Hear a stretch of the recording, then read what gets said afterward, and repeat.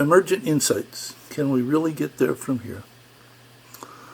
I often find that I develop relationship models that I get lost in the detail of the models that I create. There's lots and lots of connections, and some of them are qualitative and some of them are quantitative simulations, and the question is, what's the real meaning that the model is trying to surface? What to try and understand? You get to a point where you have all these connections, and it's just like a bowl of spaghetti. So one day I was spending time looking at the Hawaii Quality of Life model, and I can't recall who did this, but it was done pretty early on. And I realized that while it's not simple, it's actually more complex than it looks, because every element, or almost every element on this map, is actually one or more other loops that are another level of detail associated with this model.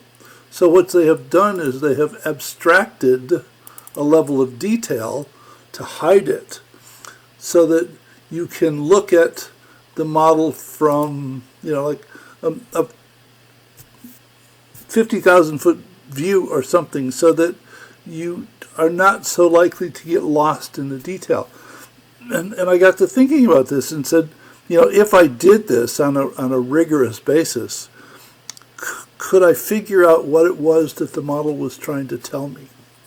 Now, I believe in starting simple, so I went back to this crop damage model that Aronson initially did. And starting simple makes it a little bit easier to do. And this one worked out pretty good in terms of, well, I started out with 4 loops and I only ended up with 3 loops. So I got a little bit better. Though these 2 loops, the control pest and the population growth, are actually a stabilized population loop, a balancing loop.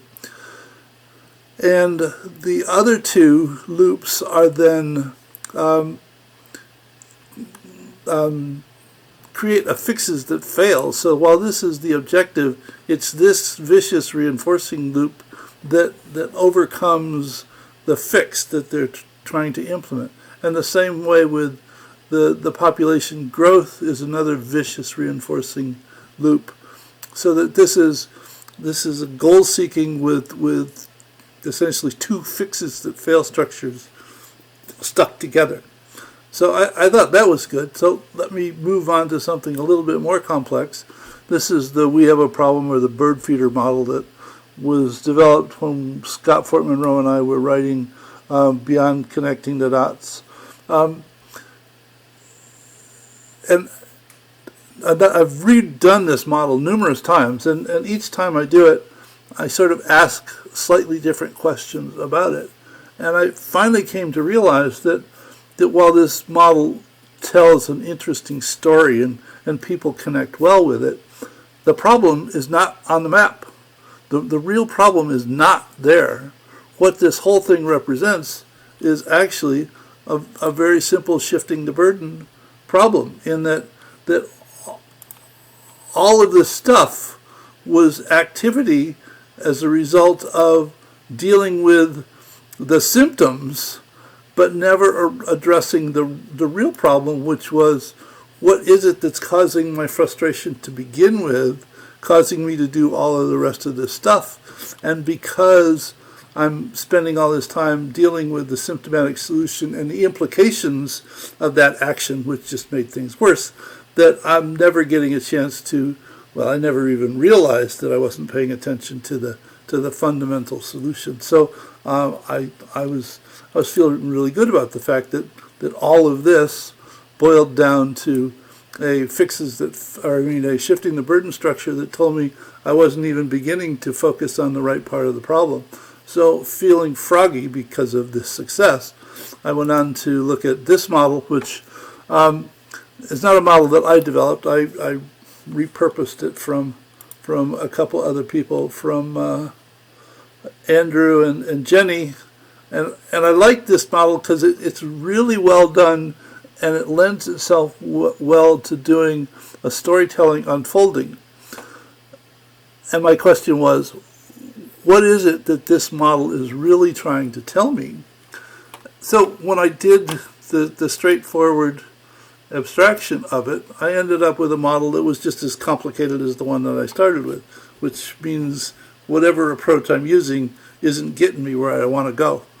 Though in the process of doing this, somehow, I still don't quite understand how it happened, but I realized that this was actually a couple of shifting the burden structures, whereby this accommodate births is this part of the model, the avoid births is this part of the model, and the avoid pregnancy is this part of the model. And then the real aha moment came when I realized there's two relationships that aren't even in this model, but it was evident from developing this model that they were appropriate relationships. So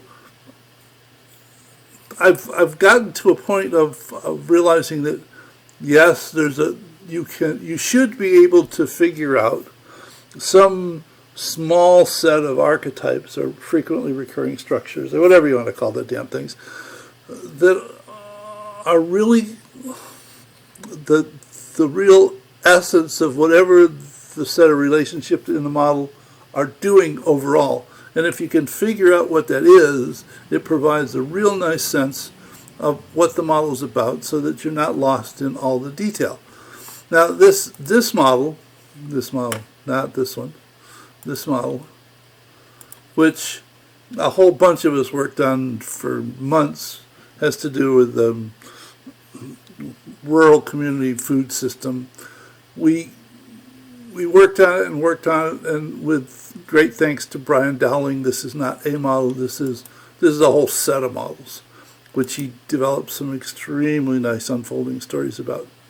Though it's easy to get lost in this. I mean, this is beginning to look like the Afghan strategy model. Though what this actually distilled down to, or we think, is this. So that there's a reinforcing structure that attempts to cause whatever you're trying to do, and then there's a supporting reinforcing structure.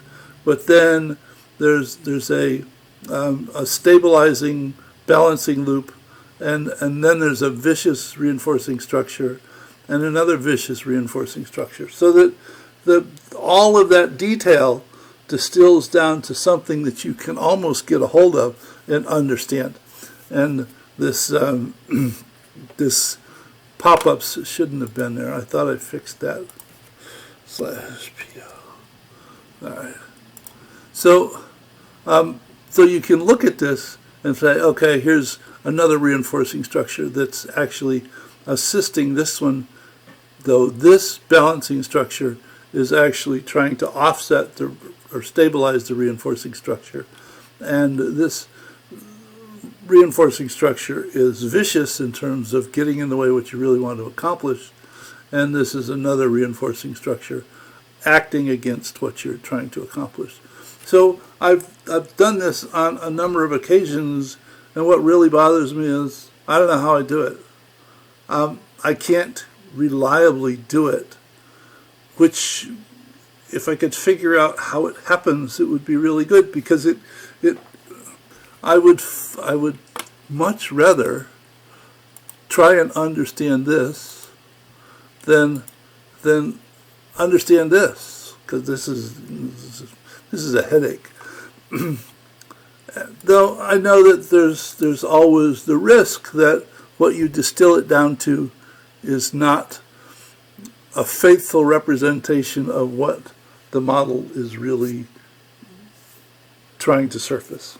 So I will continue to work on it. I'm offering it to say this is an ongoing trial and learning experiment that I don't know where it's going, but I thought it was kind of neat. So I'll see you in another video soon. Bye.